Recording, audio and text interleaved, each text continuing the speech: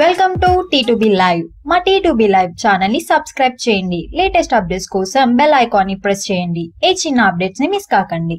తెలిసిన కథ 70 టెలివిజన్ లో టెలికాస్ట్ అయిన కథని డేర్ చేసి రీమేక్ చేశాడు పవన్ కళ్యాణ్. కేవలం పవన్ కళ్యాణ్ స్టామినాతోనే యావరేజ్ స్టాక్ తెచ్చుకున్న బాక్స్ ఆఫీస్ దగ్గర 72 కోట్ల షేర్ ని కలెక్ట్ చేసింది కాటమరాయుడు. కానీ సినిమా ఓవరాల్ గా చూసుకుంటే 72 కలెక్ట్ చేసిన ఫ్లాప్ గానే మిగిలిపోయింది. దానికి కారణం సినిమాకి ఊహకందని రేట్లకు అమ్మడమే. 87 కోట్ల బిజినెస్ అంటే సినిమాలో సంథింగ్ స్పెషల్ ఏదైనా ఉండాలి.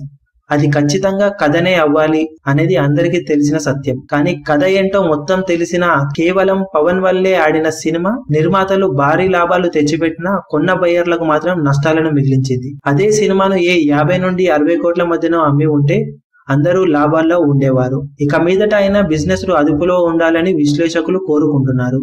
బయ్యర్లు కూడా భారీ రేట్లు ఇవ్వకుండా సినిమాను బట్టి రేటు ఇవ్వాలని వారు ఆశిస్తున్నారు.